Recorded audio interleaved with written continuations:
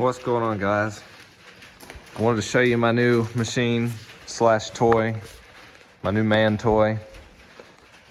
This is a 2022 model year John Deere 2025R with a 120R front loader with a 59-inch quick attach bucket. It's a John Deere quick attach, not like your skid steer quick attach. I bought this. This was followed by a recent purchase of a 2021 model year. I just purchased like a month ago, but it's a Z-Track 500 series. It's a 515E. This is the Briggs motor, 60-inch deck though. I bought this for my personal yard, plus my lawn care and construction company. I do a lot of grass cutting. Haven't really got a chance to use it yet because the grass isn't really growing much yet. So I got a whopping 2.3 hours on it. And I'll be straight up honest with you. That's cutting one client yard, my full yard, personal yard one time, which is like a total of an hour. The other 1.3 hours was total play and a break-in process, some heat cycles and such.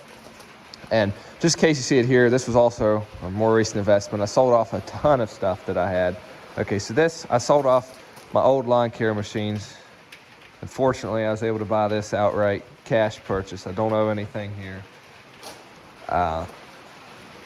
This is also for my construction company, landscape company, but also for my personal use. This is my personal vehicle. It's a 22 model Chevrolet 2500 with the 6.6 liter. In case you're curious, yes, I do owe on this one, as well as this one. I'll get back to this in a second. I'm just letting you know the situation I'm in. Not very much. I'm in good shape on this one. Because like I say, I sold off my other vehicles, lots of other stuff to be able to purchase a new truck that was capable of towing, being able to move my equipment, as well as a dump trailer with stone, mulch, whatever else business requires. So that's why this is here. That's just so that you know. And I got a really reasonable deal with the chip shortage and everything. It is a 22 model, but it's lacking some things that don't matter to me. I am very pleased with the truck. But anyways, that all led to this. Upgraded the mower, upgraded the truck. The truck's capable of towing more than my half-ton truck and even my old 3/4 ton. So that led me to a heavier machine, which leads to heavier jobs, bigger landscape jobs, bigger gravel driveway jobs. I'm not bragging about any of this. I want you to know I'm not bragging about it. That's why I'm telling you, like, yeah, that's paid for. I'm in good shape on this, but I still owe on this. This I still owe on. The reason I bought this when I did was because it was 0%. I qualified for 0% for 84 months.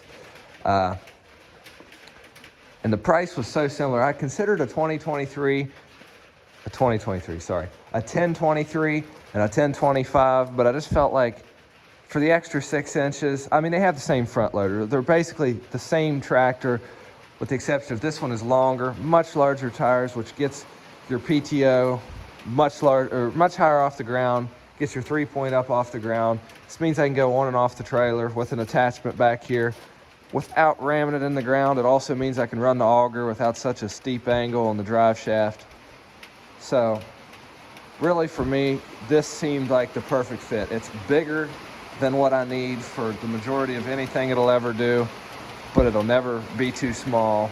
I say that, I might eat my words on that later, but I don't feel like it'll ever be too small. It's a 3-cylinder Yanmar diesel. This is a non-turbo. This is just naturally aspirated diesel. It only has about 3 hours on it. I picked it up from the dealer, Manor Home Center in Mountain Lake Park, Maryland. Live in West Virginia, but I love that dealership. So anything John Deere I do will be from there for the time being. Here's our little 3-cylinder Yanmar.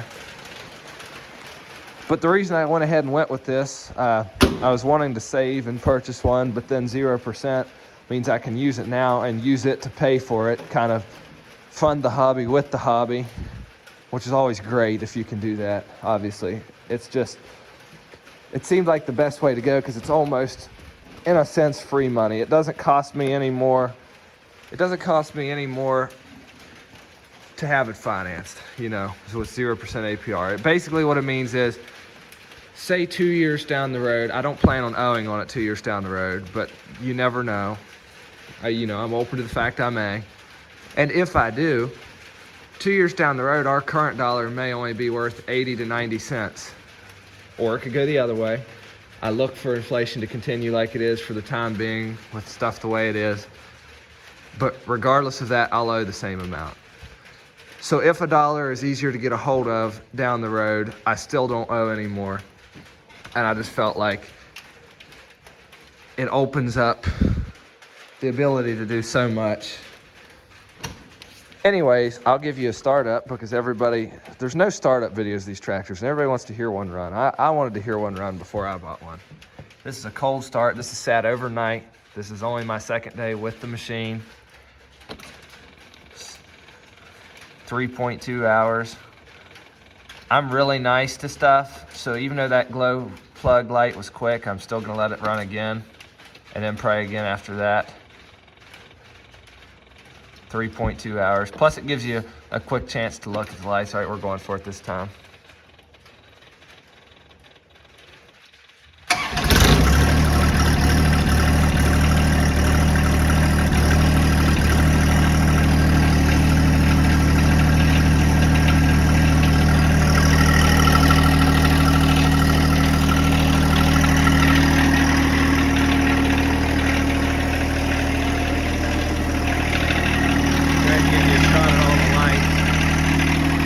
Incredibly bright. I drove it home at night the other day. From a job. It's first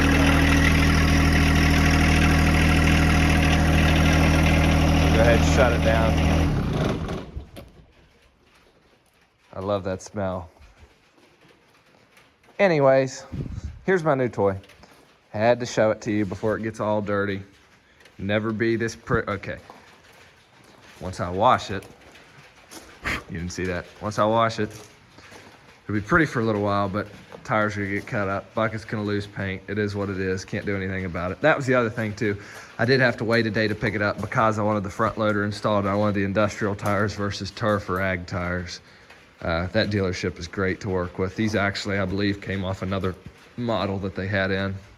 Another 2025, just I think it was a 21 model, but it had industrial tires. I'll give you a better look at the tractor and all of its features and functions one day when it's not so crappy outside and I can move it out and it's bright and pretty and sunny. But for the time being, here's my machine. Happy with it. The 3.2 hours have been excellent. I'll keep you updated. Nobody's paying me to make this video, so you will always have my honest opinion. Am I a little bit biased towards John Deere? Yes, I am.